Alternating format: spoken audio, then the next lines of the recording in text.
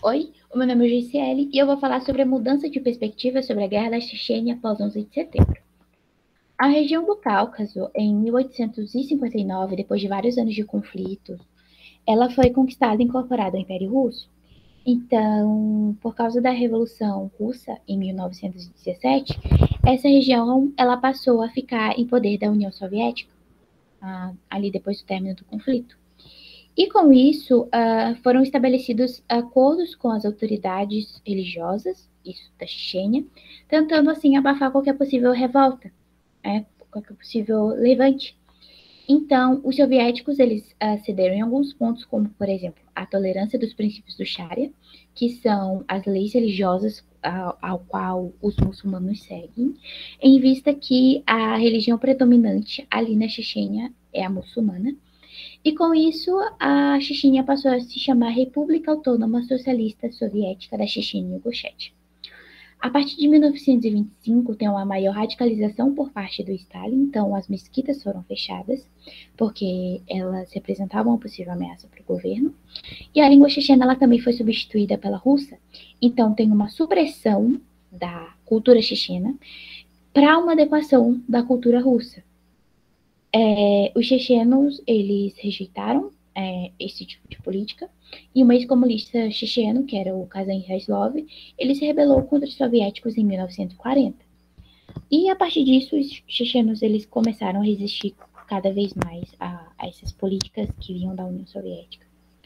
O Lavrenti Beria, que é o comissionário dos povos de assuntos internos da União Soviética, ele falou para o Stalin que os chechenos eles não se adaptariam ao sistema soviético, e assim ele acabou sugerindo uma deportação como método para solucionar esse problema checheno. Então, em fevereiro de 1944, cerca de 500 mil chechenos ingushes, que também era outro povo ali do Cáucaso, eles foram deportados e mandados principalmente para o Cazaquistão. No final de 1988, foi fundado um movimento político chamado Frente Popular Checheno-Ingush, que apoiava a perestroika e a glasnost do Mikhail Gorbachev.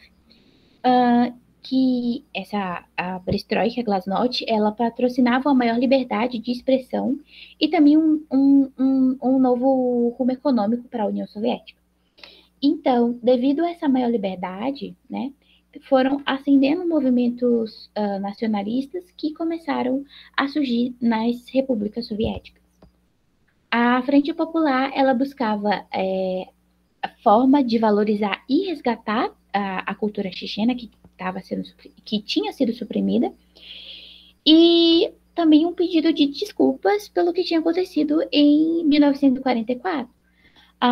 E também outro ponto era a questão da prática religiosa, que pelos mais velhos, os mais novos, eles não tinham essa prática devido tudo que a Chechênia tinha passado, toda essa supressão cultural que ela tinha passado. Então, motivados né, a partir desse resgate nacionalista, os membros mais entusiastas, eles da independência da Chechênia, eles fundaram o Congresso Nacional do Povo Checheno, o CNPC, que entre os membros ali tinha o Dzhokhar Dudaev, que era um general do exército soviético.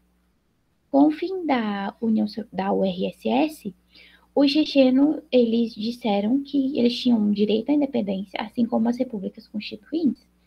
Então, em 91, esses militantes do Congresso Nacional, eles proclamaram a independência da Chechênia, ela passou a se chamar a República da Chechênia e Ichkéria, e o Dudaev era o principal ator, e ele foi ganhando, assim, muito apoio popular. Então, em 91, no final de 91, o Boris Yeltsin, alertado dessa possibilidade da Rússia, acaba perdendo essa região da Chechênia, que é de muita importância para a geopolítica da Rússia e para a geopolítica do Cáucaso, ele decidiu enviar tropas para Grozny, que é a capital da Chechênia, só que ele não lutava ele não contava com tanta resistência. Em 94, a Rússia ela então anuncia uma operação para reaver esse controle da região, E pelo que o Yeltsin acreditava, ia ser uma coisa rápida, ia ser uma guerra vitoriosa já de pronto. Só que ele enfrentou muita resistência de segmentos da população que estavam armados, e esse combate ele acabou se arrastando por meses. O exército russo ele foi derrotado em 96 e um tratado de paz é assinado em 1997, onde a Chechênia ela continuaria sendo parte da Rússia, só que ela ia receber o status de região autônoma. O governo do Aslan Maksadov ele é reconhecido, e Grozny, que tinha sido amplamente destruída pelos bombardeios, a Rússia ela se compromete a enviar recursos econômicos para ajudar assim na reconstrução. A região ela continuou sendo palco de muitas disputas de grupos, né, chechenos que tinham lutado ali na Primeira Guerra, e com isso muitos deles acabaram se tornando mercenários ou então se aliando a movimentos extremistas religiosos. Por ser um território islâmico, muitos dos voluntários que tinham estrangeiros que tinham ali lutado na Primeira Guerra, eles decidiram se juntar a essa causa, né, a causa da Chechênia, acreditando no Ummah, que é a união de todos os muçulmanos, independente da etnia.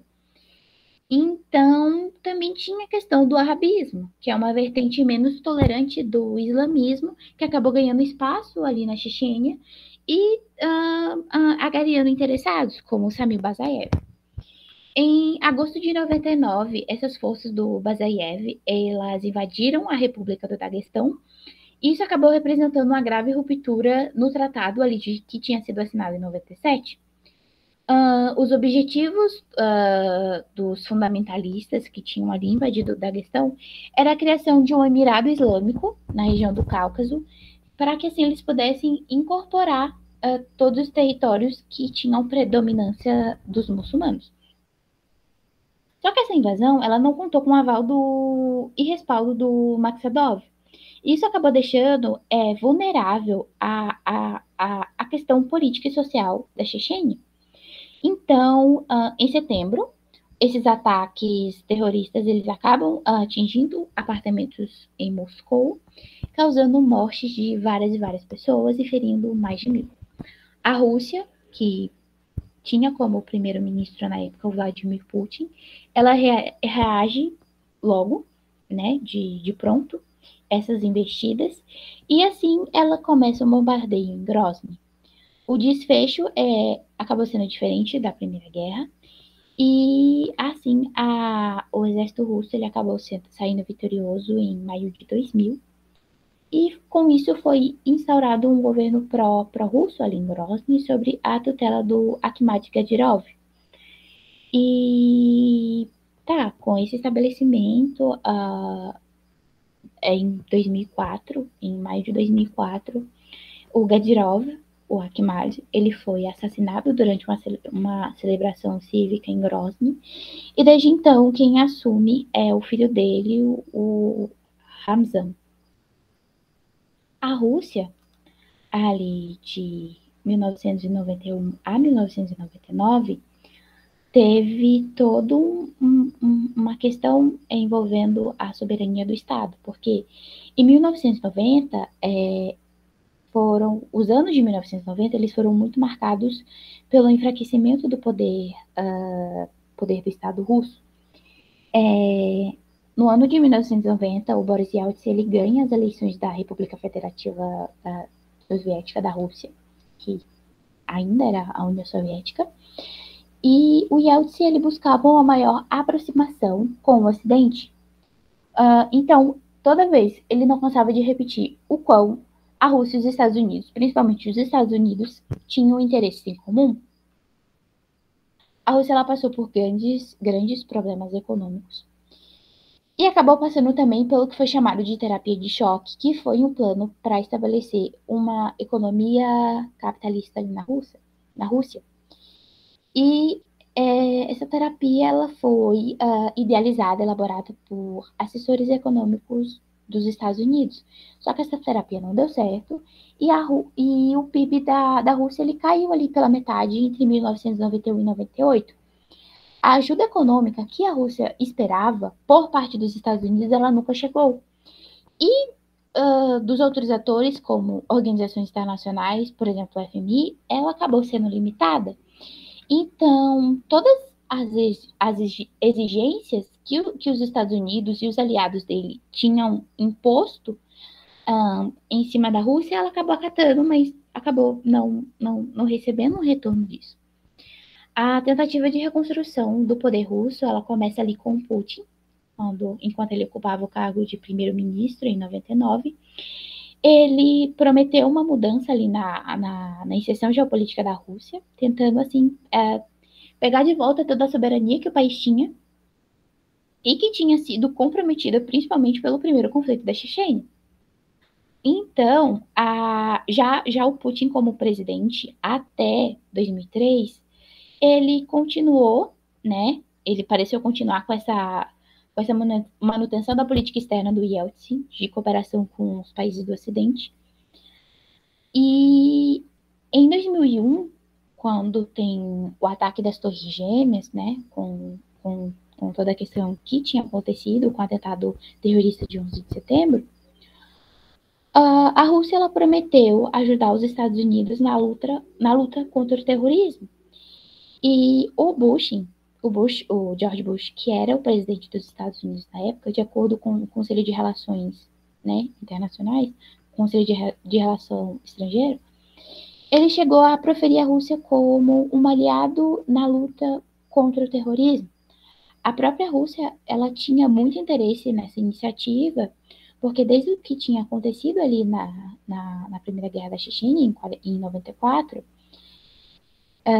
ela estava enfrentando muitas questões ali no norte do Cáucaso, por causa desses ataques que tinham acontecendo né, em prol do nacionalismo da região e tudo mais. E em troca desse apoio, a Rússia ela conseguiu que esses movimentos independentes chechenos eles fossem considerados terroristas. Então, a partir disso, ela poderia realizar operações militares na Chechênia e também ali no resto do Cáucaso, sem que ela sofresse protestos diplomáticos e tentativas de veto pela questão internacional. Porque quando se iniciou a questão da Segunda Guerra da Chechênia, teve uma forte condenação internacional pelo que a Rússia estava fazendo na região. Os Estados Unidos e a União Europeia chegaram a denunciar essa medida e teve até a especulação de que a Rússia sofreria possíveis sanções. O presidente da época, que era o Bill Clinton, ele disse que a Rússia ela pagaria um preço alto pelo que ela estava fazendo e ela acabaria enfrentando um isolamento internacional. A União Europeia ela também disse que o que a Rússia estava fazendo era desproporcional e indiscriminado perante a Chechênia. Em novembro de 99, o George Bush, que era então um candidato à presidência dos Estados Unidos, ele criticou a Rússia pela campanha na Chechênia e disse que a Rússia tinha ultrapassado todos os limites. Só que com o ataque do 11 de setembro, esse discurso ele começa a sofrer uma alteração ali. E isso é notado a partir do discurso do Steven Pfeiffer, que é um secretário adjunto dos assuntos europeus ali na Eurásia. Esse discurso ele começa do ponto de que ele diz que a Rússia ela tinha começado a cooperar com os Estados Unidos contra o terrorismo e que a partir disso os dois países, a Rússia e os Estados Unidos, eles iam construir uma nova relação bilateral mais cooperativa. O Putin ele tinha deixado claro que ele via a parceria com os Estados Unidos e com o Ocidente como o melhor caminho para a Rússia, e o presidente Bush que a parceria com a Rússia era de interesse dos Estados Unidos. Ele disse também que os Estados Unidos estavam abraçando aquela oportunidade de construir uma relação mais forte, sem comprometer, assim, a questão da promoção de paz e reforço aos direitos humanos da Chechênia. E toda essa relação, ela foi muito benéfica para a Rússia, porque em maio de 2002, ela se tornou um parceiro institucional privilegiado da OTAN, e no mesmo ano ela conseguiu integrar o G7. Só que essa relação, ela começou a se degradar a partir de 2003, porque a Rússia, ela não apoiou a invasão no Iraque ali por parte dos Estados Unidos, no que eles estavam chamando de cruzada contra o eixo do mal. E também tinha toda a questão da perda de influência da Rússia ali nos países próximos.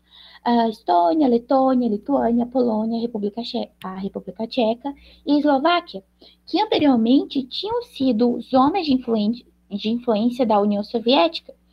E com essa aproximação do Ocidente, elas passaram a integrar a União Europeia e também estavam fazendo parte da OTAN.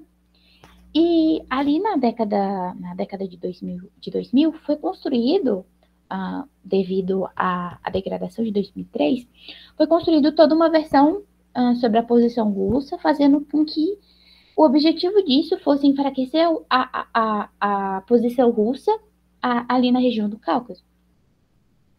A Chechênia, hoje, como eu falei,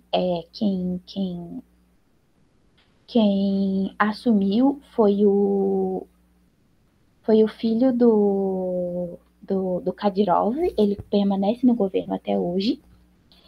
E ela faz parte da República da Federação Russa e é um governo de posição autoritária que sofre muitas denúncias de violação de direitos humanos. Essas foram as minhas referências. Muito obrigada.